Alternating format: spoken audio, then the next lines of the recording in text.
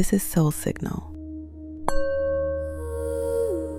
where the soul comes to rest. My name is Patrice. In a moment, a story will begin. You don't need to do anything with it. You don't need to remember it or carry it or learn from it. Only let it move through you, the way water moves through open hands. If something in your life is breaking open right now, tonight we rest inside that. Not to fix it, just to let it be what it is. There was a morning, not long ago actually, when I looked in the mirror and didn't immediately recognize the woman looking back. I want to say that carefully, not dramatically, not as a moment of crisis. Just, I looked, and there was a pause. A beat of half a second where nothing registered. Where the face in the glass was just a face. And then recognition came. Of course it did. That's me. That's always been me. But that half second, I kept thinking about it because I'd never had that experience before. That gap between looking and knowing. And once I noticed it, I started to suspect that it wasn't really about the face. The face was just where it surfaced. The deeper thing was, I had been not recognizing myself for months, maybe longer. Just not standing in front of a mirror when it happened. Not at my desk, not in meetings, not in conversations with people who'd known me for years. Not in the roles I'd carried so long they'd started to feel like furniture. But there in the bathroom, in the early morning quiet, with nowhere to be yet, it showed up. That small, matter-of-fact awareness. I don't entirely know this woman right now. And the strange thing, the thing I didn't expect, was that it didn't feel like panic. It felt like honesty. Like something true had finally been allowed to surface. Like a question I've been carrying in some quieter part of myself had finally found its way to the front. Not, I'm falling apart. Just, I don't recognize this. And I think that's real. And I think I've been pretending otherwise.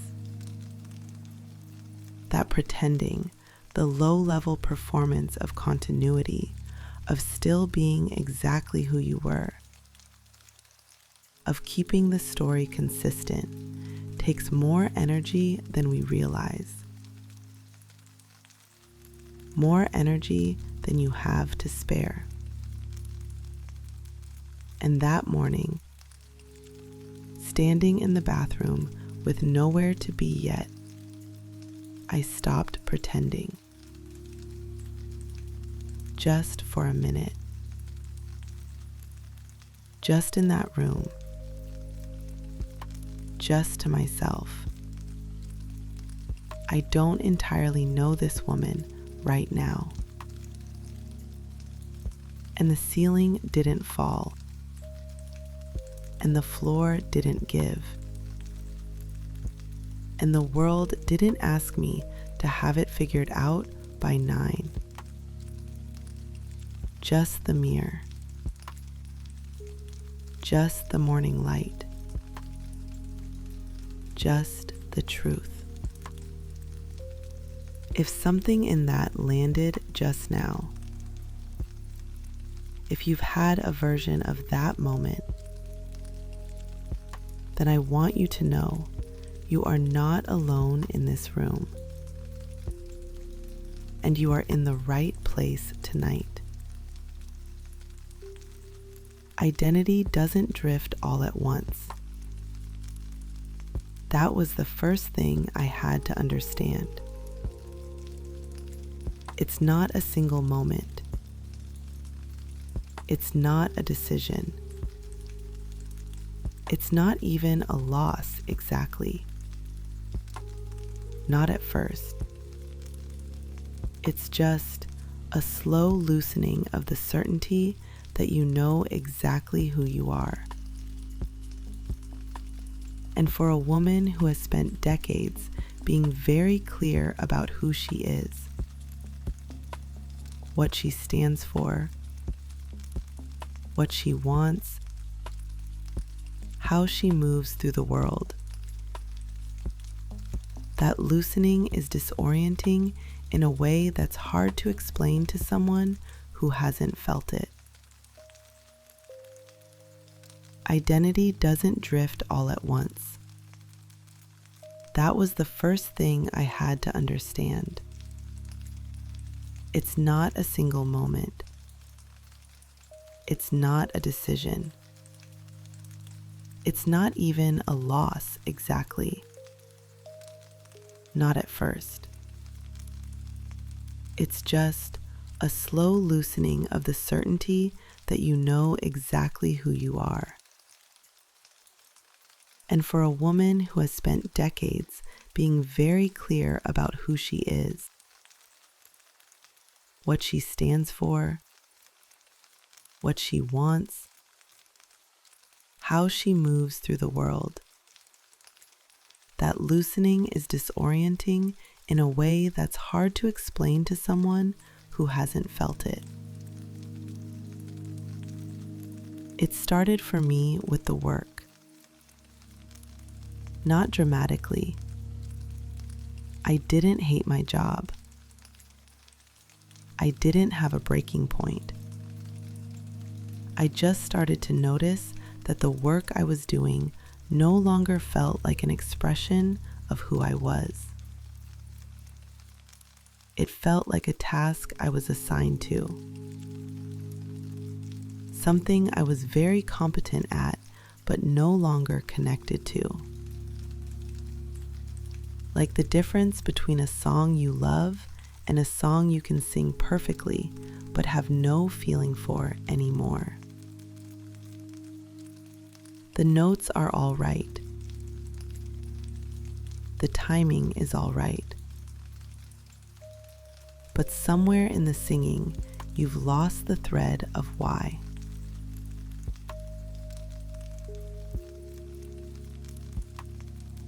Why? Then it was the roles. Daughter. Still. Even when you're in your 40s and your parents are aging and the relationship is quietly inverted, the older you get, the more complicated that word becomes.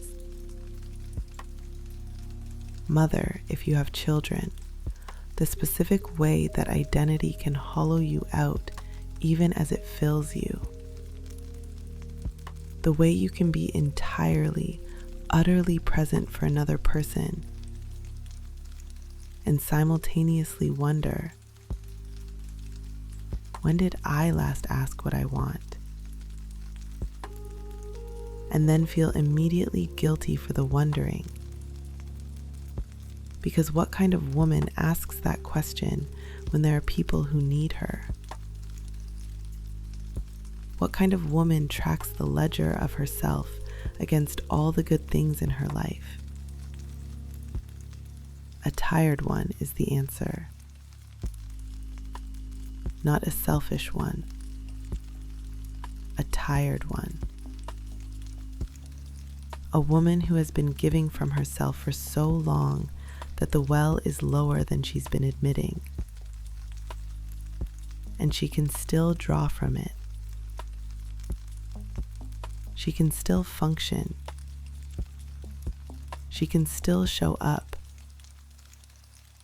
but she's starting to taste the bottom, that particular flatness in the water, that particular quality to the days where she's present but not quite full, competent but not quite alive, going through the motions of a life that was built for a version of herself who had more reserves. Partner, friend, the capable one, the organized one, the one people come to, all real, all earned, all things she chose with intention and care and built over years. And still, one day she looks at the full constellation of them, all these roles, these descriptors, these things she is to other people, and she feels a particular sensation I can only describe as,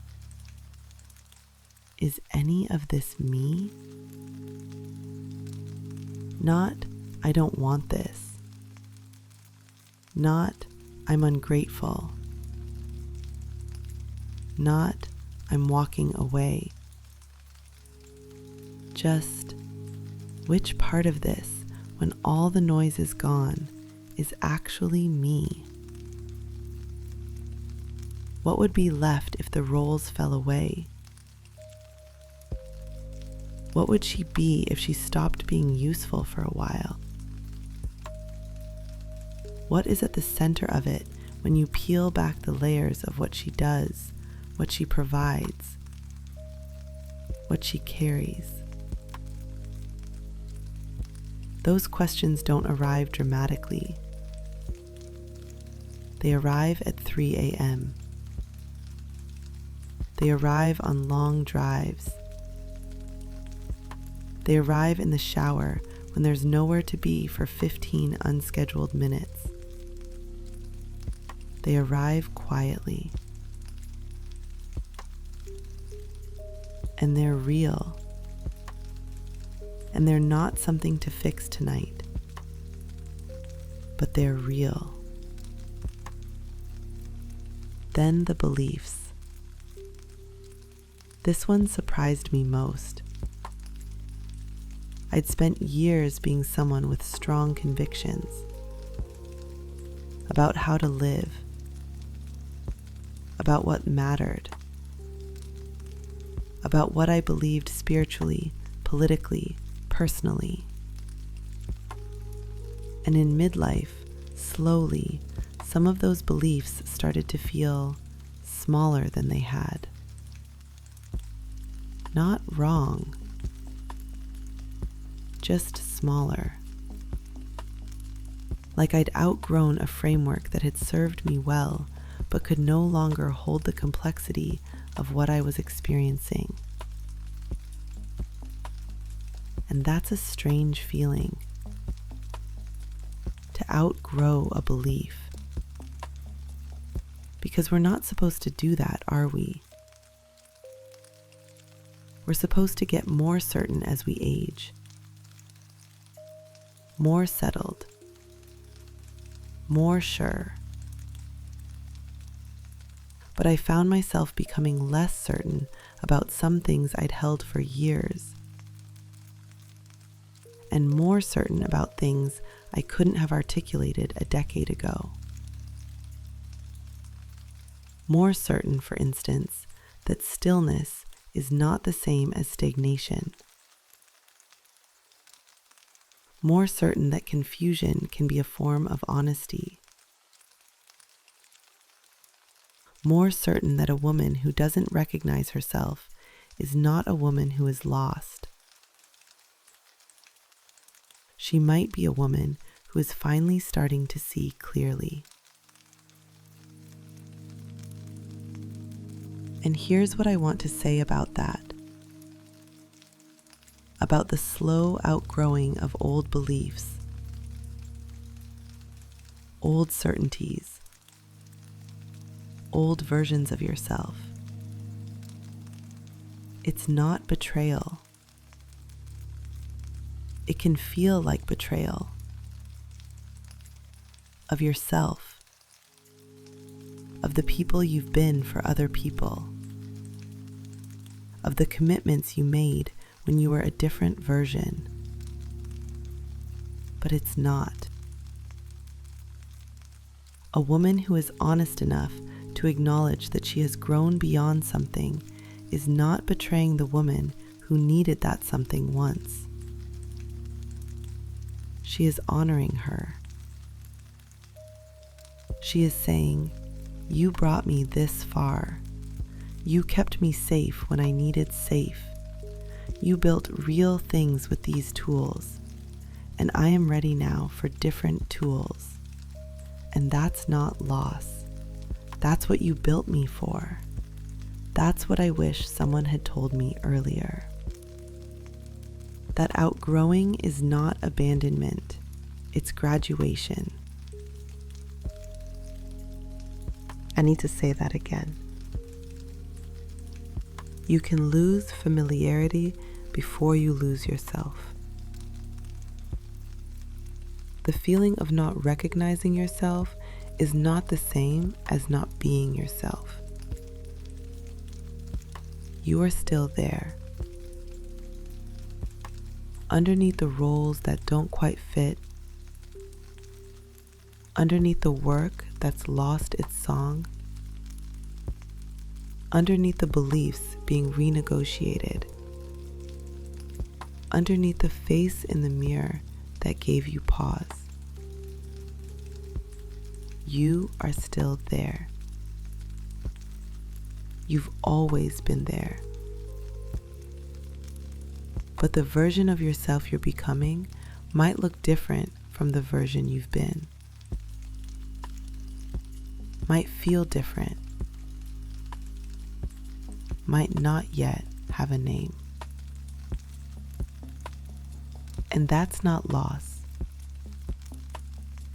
That's motion. I want to tell you about a closet. Not a metaphorical closet. An actual closet. Mine. I spent a Saturday afternoon a few years ago going through it. Not because I was being minimalist or intentional. I was just looking for something, and the closet had become unnavigable. Packed. Layered. Multiple eras of my life folded and hanging and stacked. And what I found in there surprised me. Not the clothes themselves, the relationship I still had with them. There were things from the corporate years, the structured blazers, the particular kind of blouse that signals, I am serious, I am here, I know what I'm doing. I'd worn those for a decade, wore them until they stopped feeling like armor and started feeling like costume. But I hadn't gotten rid of them. They were still there, still hanging, still taking up space, pushing up against the things I actually wear now, making the closet feel crowded in a way that made me tired just looking at it. Why? I thought about it, and the answer was uncomfortable. Because throwing them out would mean admitting that part of my life was over. And I wasn't sure I was ready to do that. Even though I didn't want to go back. Even though I'd outgrown that version. Even though the blazers didn't fit the body I have now, or the work I do now, or the woman I am now. They were still there, just in case. Just in case the old certainties returned. Just in case I needed to become that again. Just in case this version of me turned out to be temporary and I needed to reach back for something solid. Keeping things just in case is how we hold ourselves in place. I don't mean that harshly. I understand it. There is real comfort in the option. In the knowledge that the old version is still there, still accessible, still available if you need it. But the cost of that comfort is the space it takes. The old blazers crowding the current things. The old certainties pressing against the new questions. The woman you used to be taking up room in the closet of the woman you're becoming. And identity has limited space, not infinite.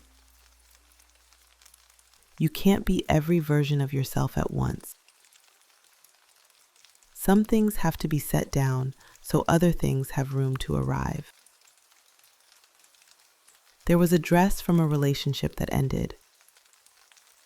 A very good dress. Expensive even. I'd worn it once. I hadn't touched it in years. But I kept it. Just in case. In case of what? In case I needed to be that version of myself again? In case the circumstances that dress belonged to somehow returned? I stood there holding it, and I realized I was keeping it for a woman who no longer lived here. There were the aspirational things, the size too small, the running gear from the years I was going to become a runner, the craft supplies from the version of me who was going to be crafty.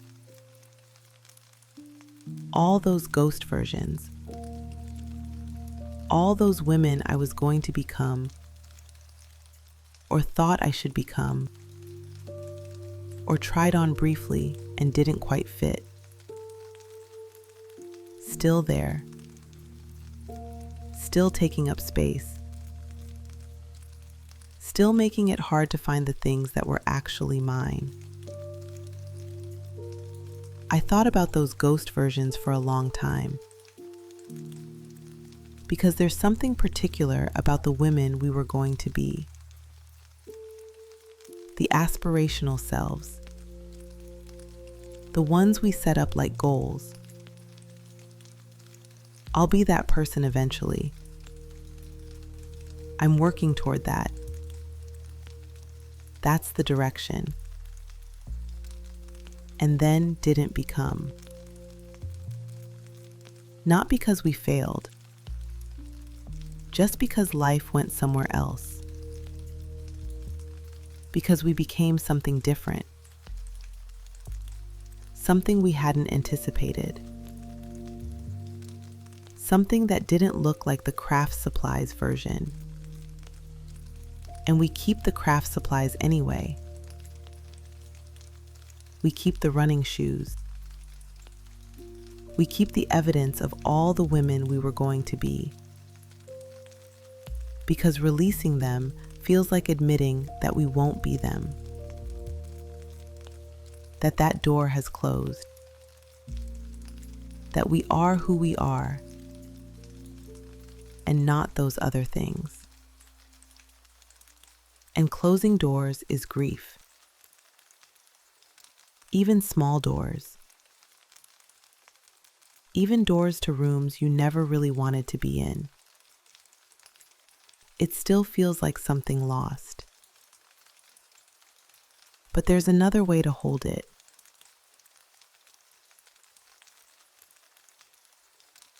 Not, I didn't become those things.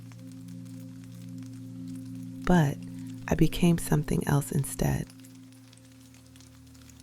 Something I couldn't have predicted from the craft supplies. Something that required different materials. Something that is still, even now, being made. I've thought about that closet a lot since. Because I think we do this with identity too. We keep the old versions long past their usefulness. Not because we want to go back, but because releasing them feels like loss. Feels like admitting that chapter is over. Feels like standing at the edge of something with nothing solid on the other side yet. So we hold on. We keep the corporate blazer. We keep the woman who had all the answers. We keep the certainties we've started to outgrow. We keep the beliefs that no longer quite hold us. Because what if we need them later? What if we let go and there's nothing? But here's what I found. The closet wasn't making me safe. The closet was making it hard to breathe. All those old versions pressing up against the current one.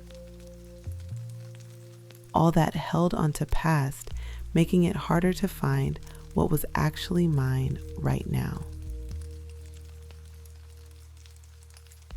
Sometimes we don't need a new life. We need to clear the closet. Not all at once, not dramatically, not by throwing everything out and starting fresh with nothing. Just slowly, deliberately, honestly, taking each thing out and asking, is this still mine? Does this still belong to who I am right now? Or am I keeping this for a version of me who already moved on?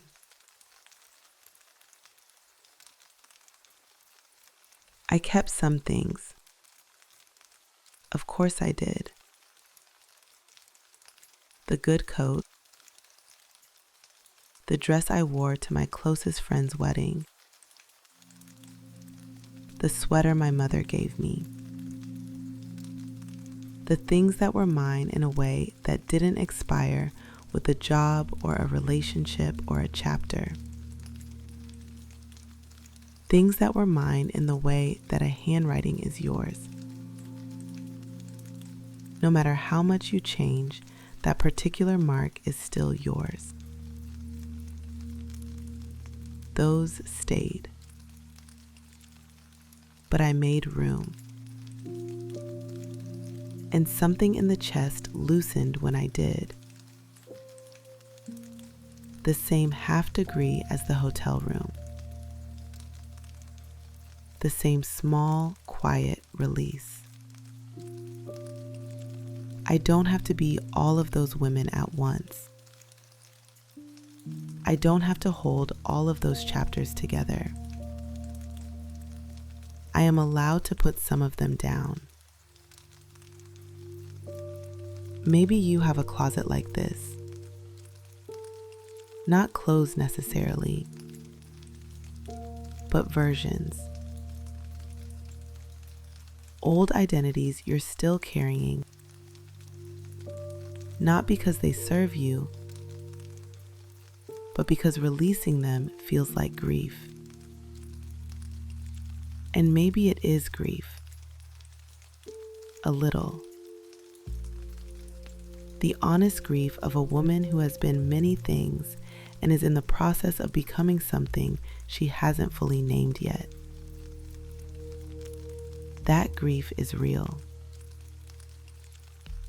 You don't have to rush through it.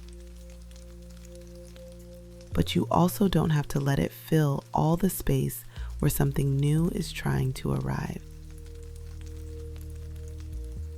It took me time to see this clearly. I want to be honest about that. It wasn't a single afternoon that gave me everything I just said. It was a slow accumulation. Months. A conversation here.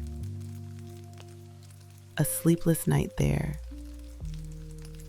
A long drive where I finally said something out loud I'd been thinking quietly for longer than I wanted to admit. The clarity didn't come all at once. It came the way morning comes. Slowly. From one direction, without announcing itself, until suddenly you realize it's light.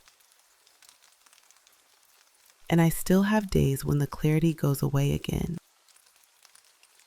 When the not recognizing returns and I don't immediately think growth. I just think I'm tired. That's honest. Both things can be true. You can know intellectually that you're becoming. And you can still feel in your body like you're losing. And neither of those feelings makes the other one wrong. Here's what I came to understand. Not recognizing yourself is not the same as being lost. Evolution feels like loss at first. That's almost always how it feels. Because you can see what you're releasing, but you can't yet see what you're becoming. And the human nervous system does not respond well to that asymmetry. It wants to see both sides before it lets go. It wants the landing place confirmed before it releases the ledge. But identity doesn't work that way. Growth doesn't work that way. You have to let go before you can see where you're going. Which means the not recognizing, the disorientation, the looking in the mirror and pausing. All of that is not evidence of failure. It's evidence of movement. And maybe you're there right now. Maybe as you're listening to this in the quiet of your room, in the particular dark of this particular night, some part of what I'm describing sounds like a room you've been sitting in. The roles that don't quite fit. The work that's lost its song. The version of yourself in the mirror that gives you a half-second pause before recognition arrives. If that's where you are, not recognizing yourself can be the first sign you're becoming. Let that land. Not recognizing yourself can be the first sign you're becoming.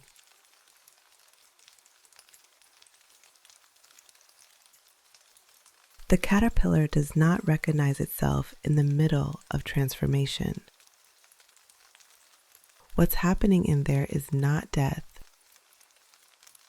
It's reorganization. Something dissolving so something else can take its necessary shape. You are not dissolving, but you may be reorganizing.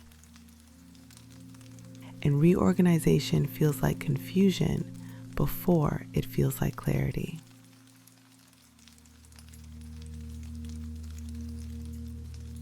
So tonight, you don't have to know who you are. That's not a requirement for rest. You don't have to have it figured out. You don't have to present a coherent self to the night. You don't have to be anything in particular in the next 8 hours, except a body that's resting. Who you are becoming will still be becoming while you sleep. It doesn't need your management right now. It's working without you, quietly, patiently, the way all the important things work. Let me take you somewhere simple. A bathroom at night. Not dramatic, not symbolic. Just a bathroom. Your bathroom maybe. Or some version of a bathroom. Familiar.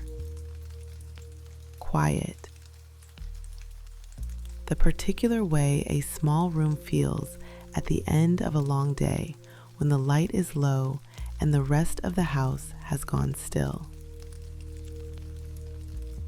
You are standing at the sink. The light is dim. You've turned it low or left only one on. The one that doesn't ask so much of your eyes at this hour.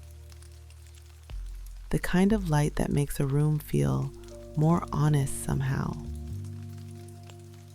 Softer. The kind of light that strips away whatever performance the day required and just leaves you there. Just you. Just the room. Just the quiet. You turn on the water. Not too hot. Warm. The particular warmth that your hands always know how to find. Not because you think about it, but because the body remembers what it needs. You cup your hands. Let the water pool there. Feel the weight of it. The warmth spreading from your palms up through your wrists. There's something ancient about that. About water in your hands. About the simplicity of it. Before all the complexity. Before all the roles and the names and the things you're supposed to be. Just this. Warm water. Your hands. You wash your face. Slowly. Not efficiently. Not the way you do it in the morning when there are places to be. This is the other kind. the end of day kind. The water moves over your forehead, over your cheeks, the warmth of it against your temples. That specific warmth that feels like a sigh the skin was holding all day. You breathe out, not deliberately, just the breath releases, along with some of the day. Not all of it. You're not trying to release all of it, just some. Whatever is ready to go. The water runs. Your hands move. The room is quiet. You notice the sound of the water, how constant it is, how it doesn't vary based on your mood, doesn't speed up when you're anxious, doesn't slow when you're sad, just runs. Steady, indifferent to the day you had, indifferent to the questions you're carrying. Just water, just warm, just here. There's something restful in that indifference, in the company of things that don't need you to be anything. The water doesn't need you to be okay. The towel doesn't need you to have answers. The room doesn't need you to have figured yourself out yet. They are just here. And you are just here. And for now, that's enough. You look up. Not sharply. Just lift your eyes. And there you are. In the mirror. In this light. The low, honest light. You don't look like the version of yourself you're used to managing during the day. You look less arranged, more real. Water on your face, eyes a little slower than they are in the morning. Whatever expression the day put there starting to soften. You look at yourself, not searching, not cataloging, not asking the mirror anything, just looking. A woman at the end of a long day. A woman in the middle of something large. A woman who is many things at once. And tonight, right now, here, just this. Just here, just her. And maybe tonight the mirror doesn't need to answer anything. Maybe the question of who you are doesn't need to be resolved at the sink on a Tuesday night, when your face is wet and the light is low, and all you're trying to do is go to sleep. The question will still be there in the morning. The becoming will still be happening. The identity you're moving toward will still be arriving in its own time, the way important things always arrive. Not when you're staring at them, but when you've stopped gripping so hard and just let yourself be somewhere. Somewhere like here. A bathroom at night. Warm water. A a face in a mirror, a woman between what she was and what she's becoming. Both. Still. Here. You don't have to recognize every version of yourself tonight. You don't have to have all the selves lined up and accounted for. You don't have to know which parts are staying and which parts are shifting. You don't have to be the finished version of whoever you're becoming. Right now, in this mirror, in this light, you are allowed to be a work in progress. You are allowed to change. You dry your hands. The towel is soft, familiar. One of those small domestic things that holds no significance in all of it. The texture of a towel you've reached for so many times, it no longer requires thought. Your hands just know. Your hands just go. There's something to that, about the body's quiet knowledge, about how much of a life is carried not in the mind, but in the hands. The muscle memory, the reaching and finding, the doing without having to decide. The body knows things the mind is still arguing about. Your body knows how to rest. It's known all along.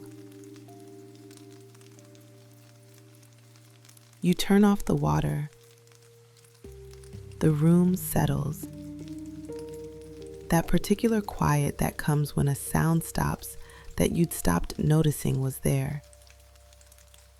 The absence of the running water suddenly audible as silence. You stand in it for a moment. The quiet, the low light, the warm air from the water still present in the small room. Your reflection in the mirror, dimmer now, less defined, the edges softer. You look more like yourself here, not less. You leave the light on low as you walk to the bedroom, or you turn it off entirely. Either way, there's no wrong choice here.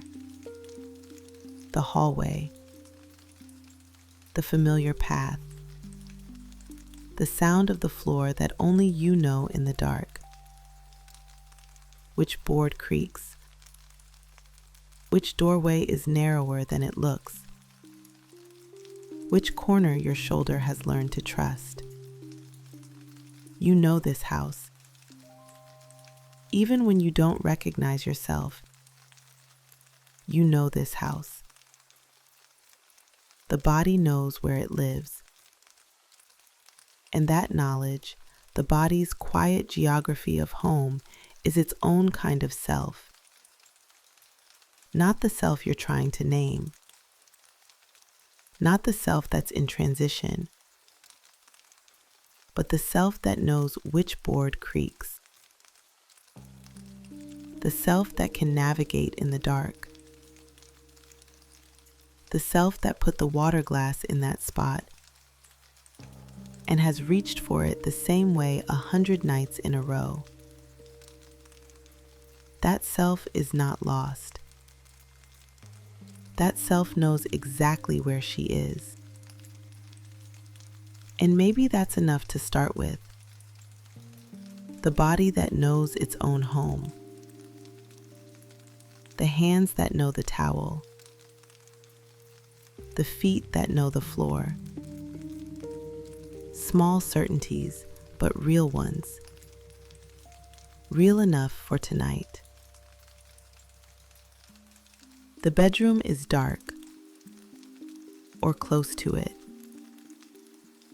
Maybe a street lamp through the curtain. Maybe the glow of something small. Enough to see by. Just enough. The bed. It is there. It's been there all day, waiting. While you were managing and performing and showing up, the bed was just there. Patient. Unhurried. Holding no expectations of you. Asking only that you come. You've been keeping it waiting. Not deliberately. Just the way the day keeps demanding one more thing and then one more thing after that, until finally you run out of more things to give it. And now there's nothing left to give the day. And the bed is here. And you can come. You get in. The cool of the sheets. That brief, welcome cool before the warmth comes.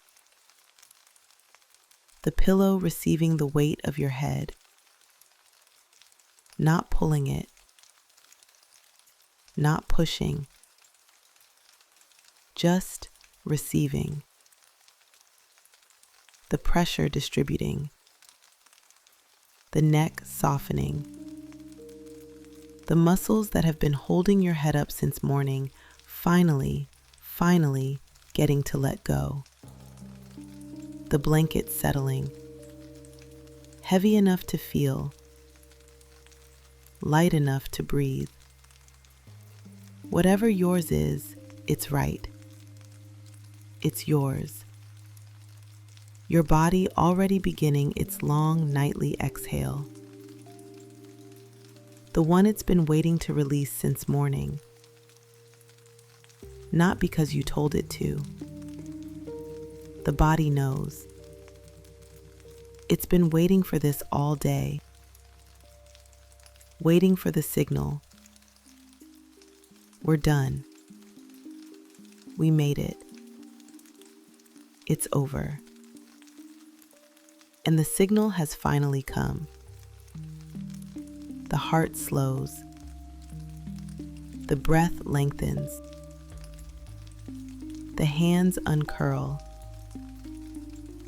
They've been slightly curled all day. A low-level grip. A subtle readiness. And now they open. Empty. You are allowed to outgrow. The thought arrives without urgency. Not as instruction. Just there. A quiet companion. You are allowed to outgrow the versions that no longer hold you. You are allowed to set down the identities that were real once and are not required of you now. You are allowed to become unfamiliar before you become yourself. The ceiling above you. Dark. Or nearly dark. Maybe a pattern of light from outside moving slow across it. The way light moves when the world is going about its ordinary business beyond your walls. Unhurried. Continuous. Just motion. No urgency. No direction. Just the way light behaves when no one is asking anything of it. You watch it without chasing it. Let your eyes go soft. The way eyes go when they stop looking for something and just rest. The focus releasing.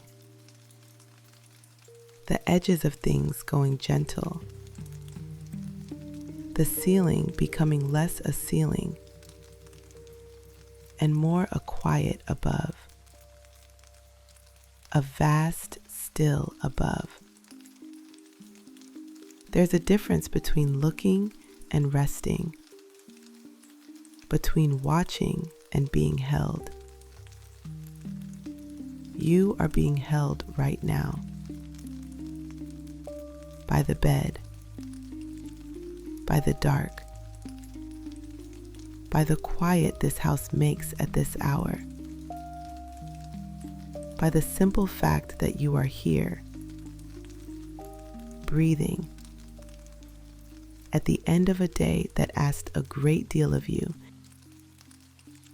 and that you moved through anyway. That matters. Even if it didn't feel like enough, it was enough. You were enough. Even on the day when you didn't recognize yourself, even in the not knowing, even in the middle of the becoming, enough. The body is getting heavier. That's not a metaphor. That's what bodies do when they begin to actually rest. When the nervous system sends the signal, we can stop now. We made it. It's over for tonight. The weight coming into the shoulders, into the hips, into the hands open and soft now, into the jaw unclenched, into the space behind the eyes, which had been working all day, tracking and reading and interpreting, and which can now finally just close. Let them close. There's nothing left to see tonight. Nothing left to track or interpret or understand. Just the dark behind your eyelids. Just the warmth of the blanket. Just the sound of the house. The particular quiet of a house at night is different from silence. Silence is empty. This has texture. The faint sound of the heating or cooling. The small movements of a building settling. The distant sounds of the world that travel through walls and windows and arrive so faint and soft they become part of the room itself. You know this quiet. It belongs to you. It comes every night, no matter what the day held, no matter what you recognized or didn't recognize, no matter how much remained unresolved. The quiet comes, and you are in it. And the night holds you the way nights always have, without asking you to be anything, without requiring resolution, just holding, just here, just rest. You don't have to define yourself tonight. You don't have to know who you're becoming. You don't have to reconcile the woman you were with the woman you are, with the woman you're moving toward. They're all here, in the room, and they're all resting. All of them, together, in this quiet, in this dark, in this enough. You don't have to define yourself tonight. You don't have to decide. You don't have to know. You are allowed to change. You are allowed to outgrow. You are allowed to become unfamiliar to yourself for a while.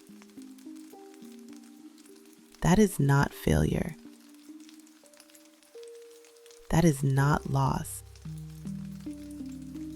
That is a woman still growing, still honest, still paying attention. The woman in the mirror is still you, even now, even in the becoming, even in the not yet named, still you. You don't have to hold all the versions tonight. They can rest too. The bed is holding you. The dark is soft. The breath is slow. You are here. Nothing is required of you right now. Nothing. Just this. Just here.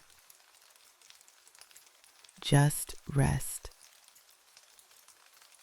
You don't have to define yourself tonight. You can rest. You can rest. You can rest. Good night. Rest here as long as you need. The story has done its work. You don't have to hold it. You can let it go the way you let a breath go. Completely. Without watching where it goes. Soul Signal will be here when you return. There are more stories waiting. More nights like this one. Until then, may you dream in light. May you wake in grace. And may you always know you are the signal.